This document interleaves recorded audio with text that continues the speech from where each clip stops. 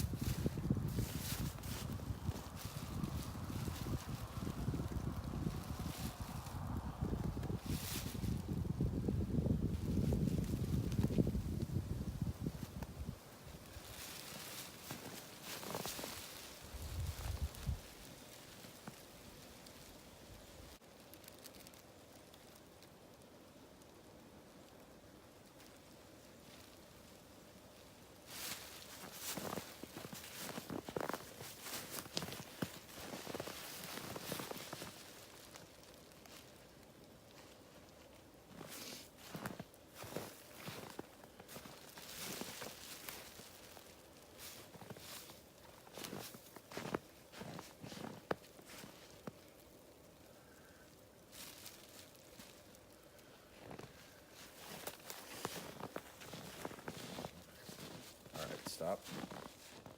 So as you saw, it's pretty easy to set up. I think it took me less than 5 minutes to set this thing up, and I've never done it before. You can see it's got a little flap here. If you weren't gonna have a fire, you could close this thing up and all your body heat would be trapped inside. But these buttons are far enough apart that it's gonna let air in so you don't suffocate when you're surrounded by plastic. However, I think I wanna show you how to use this thing with a fire.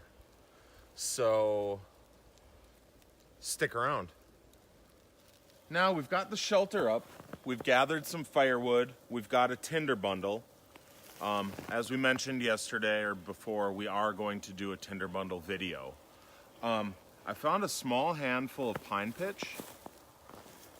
Pine pitch doesn't take a spark well by itself, but once it's in here and something else has caught the spark, it burns really well.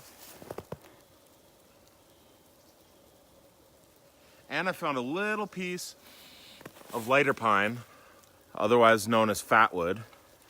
And I'm going to use the spine of my knife and just shave some of this fatwood into my tinder bundle. And we'll do a video in the future on how to find and harvest fatwood.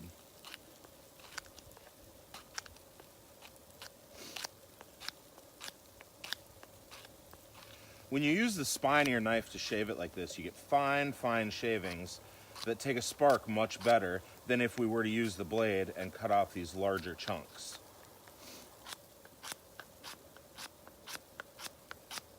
And I'm going to use a ferrocerium rod to start this fire. I'm not going to go into the whole process of how to do that, but if you'll check our previous video on ferro rod fire starting, you'll have all the details you need.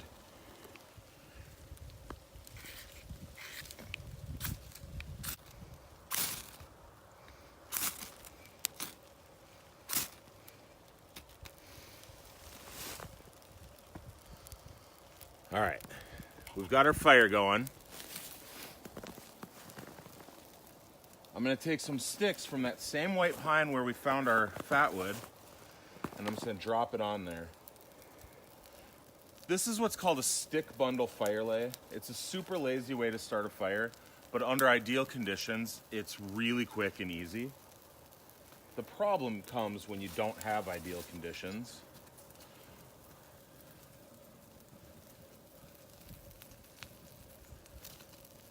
Notice how I've built the fire about 3 feet from the shelter. That's on purpose. Anytime you're dealing with synthetic materials like Mylar, you have a risk of fire.